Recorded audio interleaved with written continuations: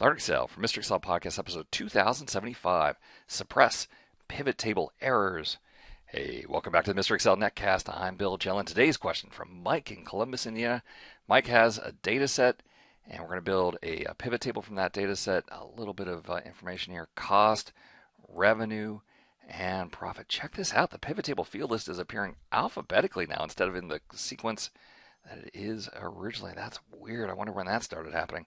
All right, but Mike has a calculated field here, and it's going to be called it's gross profit percent, profit divided by revenue. I'm going to do this using a name that I don't like up there because I know I'm going to have to change it. So equal profit divided by revenue, like that. Profit divided by revenue. Click OK. All right, and it's great that we're getting answers. Horrible heading, but I'm allowed to change that, GP percent. See, I put the heading I didn't want, so I could put the right heading up there.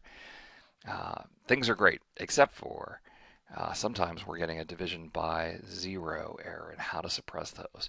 All right, well, if it's just an issue when you're printing, head to Page Layout, click the Dialog Launcher, go to the Sheet tab, and Cell Errors as blank. Click OK, and then when we do Control P to print, you'll see that the errors are not printing.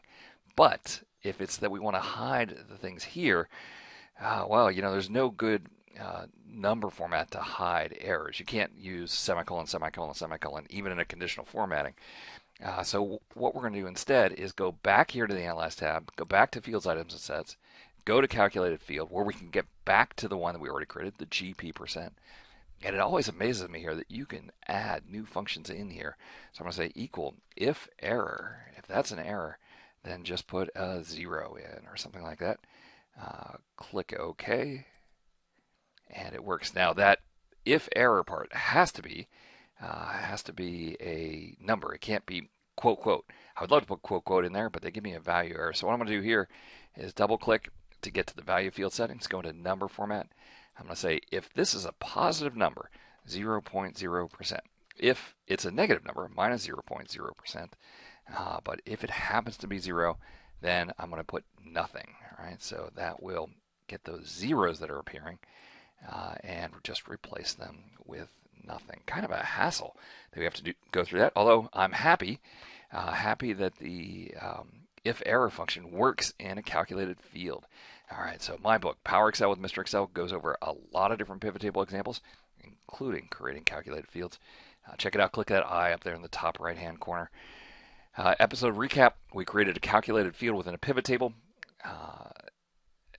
I used a cell or a field name that I did not like because I knew that they were going to give me that weird sum of GP percent. I could just change it to GP percent. Then you're getting some errors, such as div by 0 errors. You can suppress the errors while printing.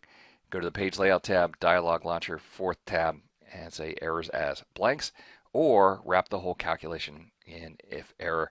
And then finally, because that if error has to return a number, such as 0, I used a custom number format to mask those zeros as nothing. Well, hey, I want to thank Mike for showing up in my seminar in Columbus, Indiana.